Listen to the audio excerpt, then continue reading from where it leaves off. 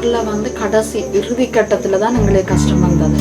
அதுக்கு முதல் நாங்கள் நல்ல சந்தோஷமாக இருந்தால் இந்த இரவிலையும் போய் வருவோம். இரவு 12-1 மணி என்றாலும் போய் வருவோம். மற்றது எங்களுக்கு வந்து தொழில் இருந்தது, சகலருக்கும். அது கீழ்மட்டத்தில் இருந்து மேல்மட்டம் மட்டும் தொழில் இருந்தது. அப்போ நாங்கள் தொழில் செய்யக்கூடிய வருமானம் குறைவு தான், ஆனால் எங்களுக்கு காணும். அப்போ வந்து டிவி இல்லை, கரண்ட் பில்லண்டு இல்லை. அப்போ பிள்ளைகள் நல்லா படிக்கும்.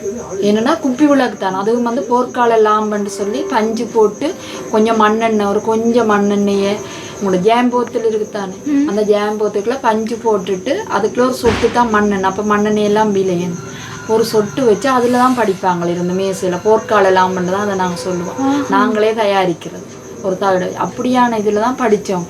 அப்போ பிள்ளைகளுக்கு வந்து அந்த கஷ்டம் தெரியும். நாங்கள் படித்தா தான் எங்களோட வாழ்க்கையை கொண்டு வரலாம்ன்ற ஒரு கஷ்டம் இல்லை. இப்போ வந்து ஃபோன், இப்போத்தே டிஃபரன்ஸ் ஆனது என்னடா, ஃபோன், கரண்ட் இருக்குது, மோட்டர் பைக், ஜாலியாக சுற்றலாம், அங்கேயும் போய் வரலாம். அப்படி என்ற ஒரு இதில் வந்ததில் இன்றைய கல்வி வந்து விழிச்செறிஞ்சிருக்கொள்ளியா. ஆனால் முந்தி இங்கே தான் ஸ்டாண்டர்டான கல்வியில் நீங்கள் தராதரத்தில் பார்த்தீங்கன்னா நல்லா இருந்தது. அதே மாதிரி பெண்களும் வந்து பயம் இல்லை. இந்த நேரத்துலையும் எங்கேயும் போயினும் யாருமே எதுவுமே செய்யலாம். செய்தால் அதுக்கு அடுத்த நாள் அவர் ஆரண்டு அவருக்கு பிரம்பா சந்தியில் தெரியுமெண்டா, அப்படி ஒரு பயம் இருந்தது. இன்றைக்கு பார்த்தீங்களேன்னு சொன்னால் வீட்டில் கூட எங்களோட பிள்ளையில ஒரு 4-5 வயசு பிள்ளையில அதுக்கு குறிப்பிட்ட பிள்ளைய கூட விட்டுட்டு போக பயம், ஒரு பாதுகாப்பு இல்லாததுனால. அதாவது வந்து சிறுவரன்னா முந்தி அம்மா அப்பாண்டா தான், மாமன் மாமியார் சொந்த பந்தங்களோட கூட்டு குடும்பமாக தான் எங்களோட கலாச்சாரங்கள் இருந்தது. ஆனால் இன்றைக்கு வந்து யாரை நம்பி பிள்ளைய விட்டுட்டு போகிறேன்னு தெரியாத ஒரு சூழ்நிலையில தான் இருக்குது. அடுத்து வந்து வெளிக்கிட்டு திரியேக்களே உங்களுக்கு ஒரு மன பயம் இருக்குது. இதுக்கு பிறகு போகிறேன்டா என்னென்று போகிறது வாரது. இப்போ நாங்கள் கொழும்பு போகிறோன்னா முந்தி 12 மணினா வந்துடுறீங்கன்னா வீட்டை போவேன் தனியாக, நானே வருவேன். அப்போ என்ன, ஆனால் இப்போ எங்களுக்கு பஸ்ஸுக்கு வர கிடையில் ஃபோன் அடித்து ஒரு ஆள் வந்து நிற்க வேணும் என்ற இது. என்னென்னு சொன்னால் உள ரீதியாக ஒரு தாக்கம் இருக்குது. நம்ம பாத ஒரு இராணுவமாக அவர்கள் இந்த நேரத்தில் இன்னமா நிற்கணும், அதுக்காக அவர்கள் எங்களை செய்யணும்ன்றது இல்லை. எங்களுக்கு உள ரீதியான ஒரு பயம் இருக்குது. அதை விட என்னென்னு சொன்னால் இப்போ வந்து யார் வெறியினோ வெறியினோன்னு தெரியாது. எங்களுக்கு தெரிய இங்கே களவெண்ணு எங்களுக்கு தெரியாது. நாங்கள் கிட்டத்தட்ட பிறந்து வளர்ந்த 6 மாதத்தில் இந்த வீட்டுக்கு வந்தோம். நாங்கள் கிட்டத்தட்ட எனக்கு 52 வயசு. இந்த காலப்பகுதி, இந்த 52 வருஷம் காலப்பகுதியும் இதெல்லாம் இருந்துக்க எங்களுக்கு களவெண்ணு தெரியாது. இப்போ தான் ரோட்டில் போய்க்கல சங்கிலியாக இருக்கிறாங்க, கொள்கிறாங்க, அப்படியான ஒரு சூழ்நிலை எல்லாம் இருக்குது. ஏன்னா யாருன்னு தெரியாது. இப்போ வாரவன் யாருன்னு தெரியாது. ஹெல்மெட்டோட வராங்க, கருப்பு ஹெல்மெட், டக்குன்னு இழுக்கிறாங்க போகிறாங்க. அப்படியான ஒரு சூழ்நிலை ஒன்று இருக்குது. மற்றது மனம் விட்டு முந்தியன்னு சொன்னால் எங்களோட பிரச்சனையில் மனம் விட்டு சொல்லலாம். ஏன்னா பெண்களுக்குன்ற ஒரு தைரியம் இருந்தது யுத்த காலம். ஆனால் இப்போ இல்லை. ஆனால் இப்போ கொஞ்ச காலம் வந்து இப்போ வந்து நல்லிணக்கம் வந்தா பிறகு திரும்ப கொஞ்சம் நாங்கள் கொஞ்சம் மனம் விட்டு கதைக்கிறோம். அதுக்கு இடப்பட்ட காலம் சரியான ஒரு வாயும் துறக்க இயலாது. 3 குரங்குகள் வாய் பொத்தி இதண்டு இருக்க வேணும். ஆனால் இப்போ கொஞ்சம் எங்களுக்கு கதைக்கக்கூடிய ஒரு சூழ்நிலை வந்துருக்கு. அதே நேரம் நாங்கள் எதிர்காலத்தில் இப்போ எங்களோட செயல்பாடுகள் வந்து பெண்களை வந்து அரசியலுக்கு இல்லை கொண்டு வந்தால் தான் அந்த பெண்கள்கிட்ட பிரச்சனையில கொண்டு வந்து வெளியில் கொண்டு வரும்.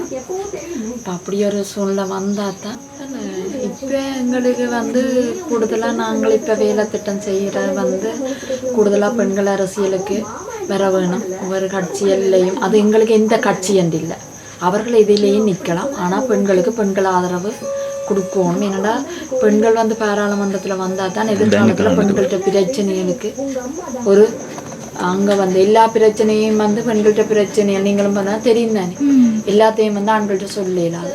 அப்போ எதிர்காலத்தில் ஒரு பெண்கள் வறுவினியாக இருந்தால் அந்த பிரச்சனையில் சொல்ல தேவையில்லை, அவையெல்லாம் முன்னெடுத்து செல்லக்கூடிய ஒரு சூழ்நிலை வரணும். அதுதான் இப்போ இது.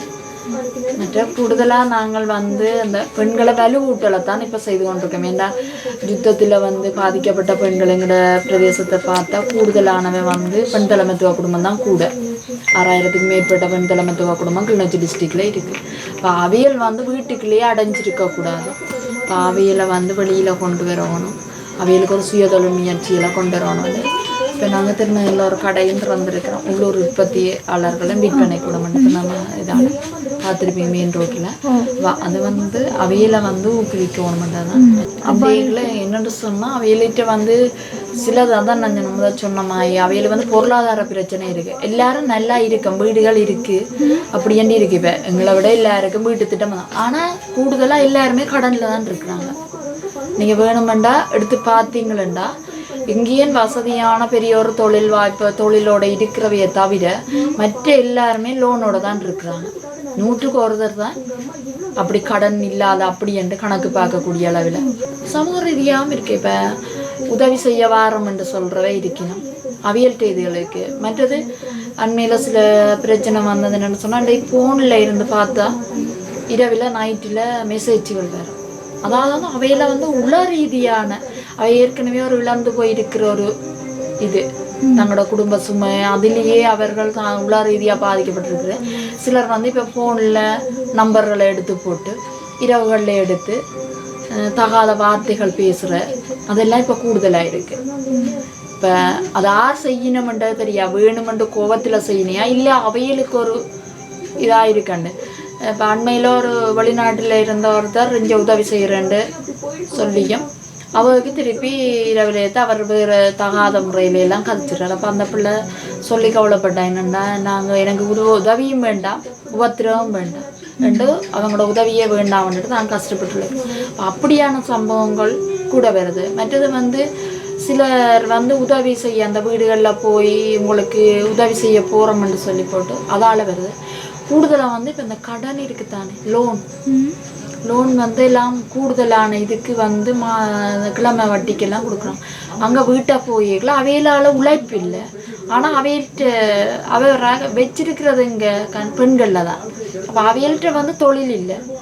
இந்த கடனை எடுத்து அங்கால கடன் கட்டுற சூழ்நிலையில் இது கேட்கல. அவையால் திரும்ப அந்த கடனை இஞ்சால கடன் எடுத்து அங்கால கடன் கொடுக்கலாமே ஒழிய அவையிலால் வந்து அந்த கடன்ன்றது ஒரு பெரிய சுமை. ஆனால் தேவை இருக்கின்றதுக்கு எடுத்துறீங்கன்னா வருமானம் இல்லை. இப்போ அதால் வந்து தற்கொலை செய்கிற இது கூட வருது. ஏன்னா கடன் கட்டிலாம் செய்திருக்கணும். இப்போ அப்படியான சூழ்நிலை. மற்றது வந்து இப்போ கணவன் மாதிரி இல்லாத விட்டுட்டு போனவே இருக்கணும் தானே. இப்போ தாவரிப்பு வந்து ஒரு வழக்குக்கு போனால் அது நீண்ட காலம் இழுப்பினம் கோர்ஸில் போன பெண்களுக்கான. அப்போ அந்த நீண்ட காலம் அவருக்கு ஒரு 3-4 பிள்ளைன்னா என்ன சாப்பாடு. இப்போ அப்படியானவ கூட எங்களுக்கு தற்கொலை முயற்சிக்கு போயிருக்கணும். அவையில கூட நாங்கள் பிறகு எடுத்து வேறு எங்களால் தெரிஞ்ச ஆக்களோட உதவிகளை கேட்டு அப்படி கூட நடவருது. என்னென்னு சொன்னால் நீண்ட காலத்து. மற்றது வந்து நான் உதவி செய்கிறேன்னு போகிறவ திருப்பி அவர்கிட்ட கொடுக்கக்கூடிய ஒன்றும் இல்லை தானே. உடலை கேட்குற ஆக்களும் இருக்கணும்.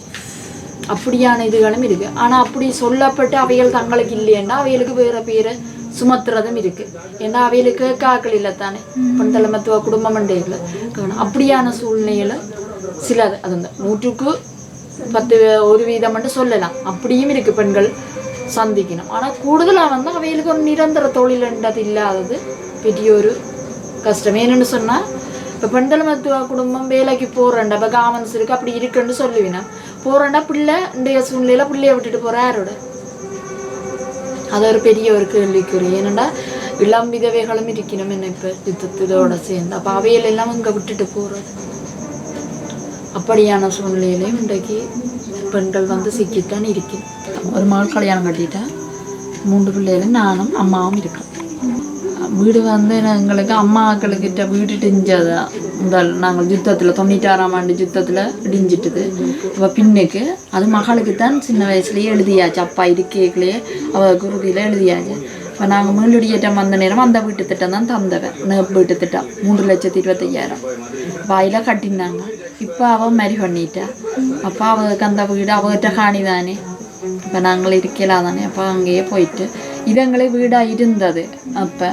ஆனால் இப்போ யுத்தத்துக்குள்ளே எல்லாம் இடிஞ்சிட்டுது. அப்போ திரும்பி வந்து எங்களை வீட்டு திட்டம் வராதுன்றதால இருக்கிறோம். பார்ப்போம்.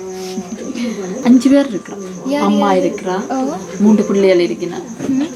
இந்த வழியில் போயிட்டு இந்த மாதிரி 3 பேர் இருக்கிறேன். படிக்கிற கடைசி இந்த வருஷம் ஓயில் எடுக்கிறவன் மற்றவர் கேம்பஸ் படிக்கிறேன். 5 பேர் இருக்கிறோம். ஆனால் கிளிநொச்சி மாவட்ட மாத சங்கங்களின் இணையம் இருக்குது.